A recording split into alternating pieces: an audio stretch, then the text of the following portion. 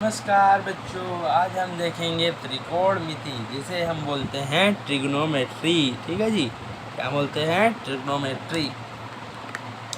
तो इस सेशन में इसके बारे में पहले समझ लेते हैं। तो त्रिकोणमिति में क्या होता है, हमेशा आपके पास क्या होती है, एक समकोण त्रिभुज होती है। ठीक है जी।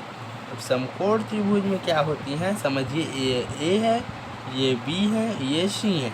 तो इसमें 3 भुजाएं होती हैं, 3 कोणें होती हैं और 3 शीर्ष होती है। लेकिन भुजाओं और कोण का महत्व ज़्यादा होता है और कोणों का महत्व भी अत्यधिक होता है।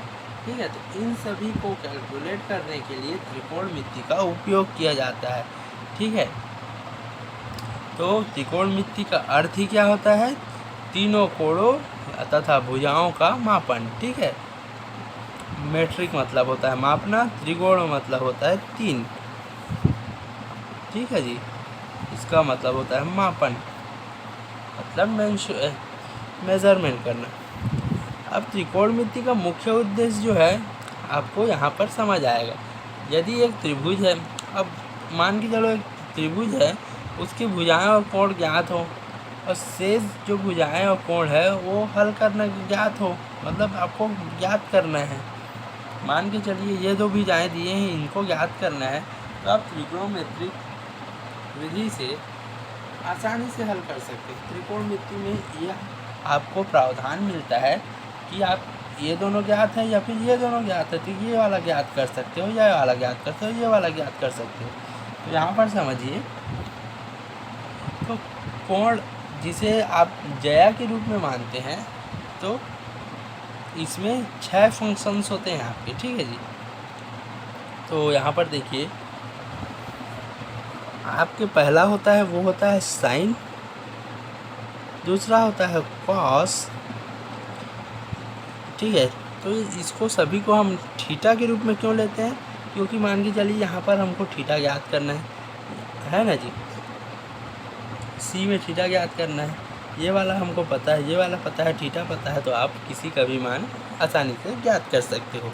तो cos sine theta, cos theta, tan theta, फिर आपके इसी के अपोजिट्स होते हैं, इसे बोलते हैं कॉट थीटा, ये आपस में जुड़े होते हैं। फिर होते हैं सेक थीटा, ये आपस में जुड़े होते हैं।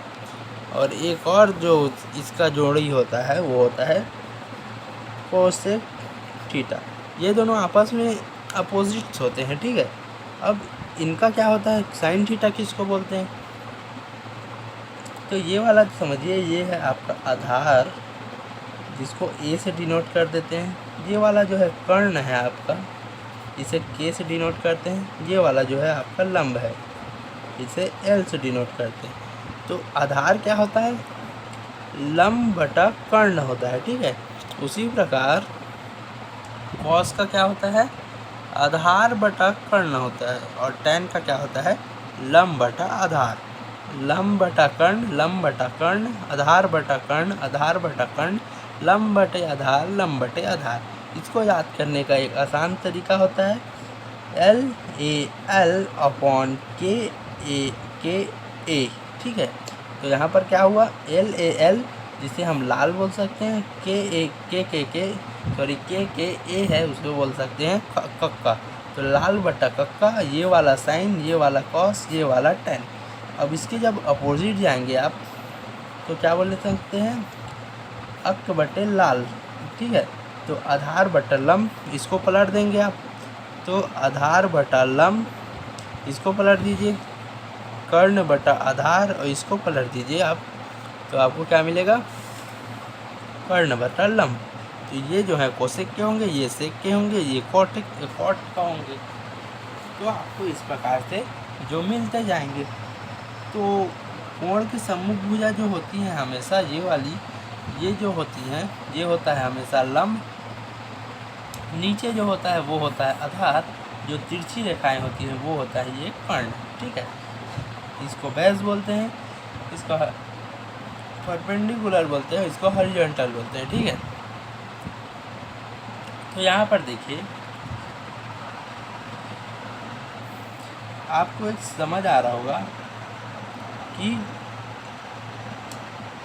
साइन थीटा जो है वो लंब बटा आधार लंब बटा कर्ण है। तो ये इससे जुड़ा है तो ये इससे जुड़ा है, फिर ये दोनों आपस में जुड़े हैं, फिर ये कॉट में क्या होगा, ये आपस में उल्टे हो जाएंगे, ये आपस में उल्टे हो जाएंगे और ये आपस में उल्टे हो जाएंगे। तो ये पूरा त्रिभुज से ही रिलेटेड होगा इसमें। तो आप इन सभी 6 फंक्शनों को याद कर लीजिएगा। इन 6 फंक्शनों का जो अपोजिट होता है उनको जान लीजिए। अगर आपके पास साइन थीटा है तो इसका अपोजिट 1 कोसेक थीटा हो जाएगा। इसको इधर लिख दिए, इसको इधर लिख दिए, तब आपका कोसेक का क्या हो जाएगा, 1 साइन थीटा हो जाएगा। ठीक है, तो वैसे ही कॉस का क्या होगा, कॉस थीटा का 1 सेक थीटा हो जाएगा। इसी प्रकार टेन का क्या होगा, टेन थीटा का हो जाएगा उसी प्रकार 1 कॉट थीटा। ठीक है जी। इसी प्रकार अब हम किसी त्रिभुज का याद कर रहे हैं आपको, तो उसके लिए एक प्रमेय की ज़रूरत होती है, उसको देखते हैं। ठीक है जी। अब यहाँ देखिए, आपको किसको समझना है, पाइथागोरस प्रमेय को। तो यहाँ एक त्रिभुज है ABC, इसका ये आधार है, ये लंब है, ये वाला जो है AC वो कर्ण है आपका। तो यहाँ पर पाइथागोरस प्रमेय क्या बोलता है, ये बोलता है कर्ण का वर्ग अन्य 2 भुजाएं हैं। अब कर्ण एक भुजा है, इसके 2 और भुजाएं हैं संलग्न। तो कर्ण की वर्ग अन्य 2 भुजाओं के वर्गों के योग के बराबर होता है। मतलब क्या हुआ, कर्ण का वर्ग अन्य 2 भुजाओं के वर्गों के योग के बराबर होता है। तो कर्ण का वर्ग करेंगे, अन्य 2 भुजाएं क्या है, लंब है और क्या है, आधार है। तो इन दोनों का योग होगा और इन दोनों का भी क्या होगा, वर्ग होगा। ये आपस में बराबर होते हैं। यही है पाइथागोरस प्रमेय। अब इसको हम K से डिनोट किए थे, इसको L से, इसको A से। तो क्या लिख सकते हो आप, K² = L² + A²। आपको K का मान निकालना है तो क्या होगा, √L² + A²। अब बाई चांस आपको इसका मान निकालना है तो क्या करेंगे, इसको इधर कर देंगे। तो K² - का A² = L² होगा। L का मान निकालना है तो √K² - A²। कर्ण का मान निकालना है तो ये वाला सूत्र लगाएंगे कर्ण के लिए। इसका मान निकालना है आपको इसका लंब का, तो ये वाला सूत्र लेंगे। और इसी प्रकार से आपको आधार का निकालना है तो क्या होगा, आधार बटा √K² - L²। ठीक है, L² होगा, मतलब लंब का स्क्वायर। तो इससे जुड़े हुए एक क्वेश्चंस लेता हूँ मैं आपके सामने। अब यहाँ पर समझिए आप, तो यहाँ पर जो ये होगा ना, ये वाला भाग वो होगा आपका 90 डिग्री, जहाँ पर हो सके या फिर यहाँ पर आपका थीटा बनेगा। ठीक है, तो थीटा के रूप में आपको कोई सा भी याद करना पड़ेगा। ठीक है जी। अगर यहाँ पर थीटा बनता है तो ये वाला लंब होगा, अगर यहाँ पर थीटा बनेगा तो ये सामने वाला इसका ये वाला लंब हो जाएगा और ये वाला हो जाएगा आधार। ठीक है जी। तो हमेशा याद रखिएगा कि थीटा के सामने वाला क्या होता है, लंब होता है, और इसके संलग्न जो भुजा होती है वो होती है आधार। ठीक है जी। क्या होंगी, थीटा के सामने वाला ये होगा लंब हो जाएगा इसके लिए और इसके लिए ये वाला लंब हो जाएगा और ये वाला आधार, इसके लिए आधार ये वाला हो जाएगा। ठीक है जी। तो मैं आगे बढ़ता हूँ इससे रिलेटेड एक क्वेश्चन लेके। अब यहाँ देखिए, आपको एक त्रिभुज दिया है, उस त्रिभुज में आधार दिया है 4 और लंब दिया है 3।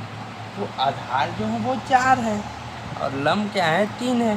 तो आपको इससे रिलेटेड जो मैं आपको प्रमेय बताया, इससे इसका जो कर्ण जो है उसको ज्ञात करना है। कर्ण क्या है, इसको हमको ज्ञात करना है। तो कर्ण के लिए सूत्र क्या होती है, कर्ण बराबर √L² + A², है ना जी। आपको लंब दिया है, L क्या दिया है, 3 दिया है, और आधार क्या दिया है, 4 दिया है। तो इसको मान को रख दो। तो K बराबर क्या मिलेगा, 3 का स्क्वायर + 4 का स्क्वायर और ये दोनों अंडर रूट में। ठीक है, ये इधर जाएगा तो स्क्वायर हो जाता है, आप लोग जानते होंगे। तो के बराबर क्या मिलेगा हमको, इसका 9 हो जाएगा, इसका 16 हो जाएगा, दोनों को जोड़ेंगे तो 25 हो जाएगा। तो 25 हो गया, और अंडर रूट 25 का मान क्या होता है, 5। तो ये हो गया आपका आंसर, तो ये हो गया 5। ठीक है जी। इसी प्रकार मान के चलिए आपको ए और बी दिया है। ठीक है, एक और कोण ले लेता हूँ मैं, त्रिभुज।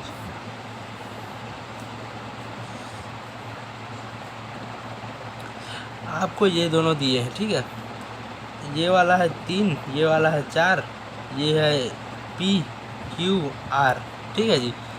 तो आपको यहाँ पर क्या समझ रहे हैं, आपको किसका किसका मान निकालना है, साइन, ये वाला जो कोण है उसको मान लीजिए अल्फ़ा, ये वाले को बीटा। ठीक है जी। तो साइन अल्फ़ा, कॉस अल्फ़ा और टैन अल्फ़ा का मान याद करना है, साथ में sine beta, sorry cos beta upon tan beta, इन 3 छयों का क्या करना है, मान ज्ञात करना है। तो साइन अल्फ़ा का मान ज्ञात करना है, तो साइन जब इसको थीटा मान के चलेंगे अल्फ़ा को, तो इसके सामने वाला जो है ये वाला आपका लंब होगा। तो साइन बराबर क्या होता है, एल बटा के, लंब बटा कर्ण। कर्ण क्या है यहाँ पर, ये तो 5 है, आप जानते होंगे। ठीक है, आंसर 5 निकलेगा, इसके अनुसार निकालेंगे। तो यहाँ पर साइन अल्फ़ा इसको मानेंगे अल्फ़ा, तो ये जो है आपका क्या होगा, लंब होगा, ये होगा आधार, ये होगा कर्ण। तो यहाँ पर मान क्या मिलेगा आपको, 4/5 मिलेगा। इसका मिलेगा तो ये आधार बटा कर्ण, तो 3/5 होगा। और यहाँ पर क्या मिलेगा आपको, 4/5। ठीक है जी। इसी प्रकार, सॉरी 4/3 ना, क्योंकि आधार ये वाला है, तो यहाँ पर 3 होगा। इसी प्रकार साइन बीटा, इसको थीटा मानोगे तो ये वाला लंब का काम करेगा, ये आधार का काम करेगा। तो यहाँ पर क्या मिलेगा आपको, 3/5। अब इसको आधार मानेंगे तो आधार बटा क्या होता है, आधार बटा कर्ण इक्वल टू 4/5, और इसको मानेंगे तो 3/4। ठीक है जी। आधार लंब बटे आधार 10 में होता है। तो यहाँ पर जो है आपको इन सभी का मान ईज़िली मिल जाएगा।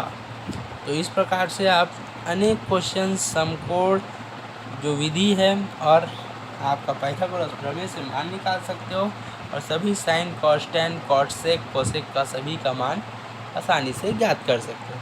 तो अगली क्लास में इसी से रिलेटेड अनेक क्वेश्चन देखेंगे। तो धन्यवाद, अगली क्लास में मिलते हैं। Bye bye, tata, thank you for this watching. ठीक है जी।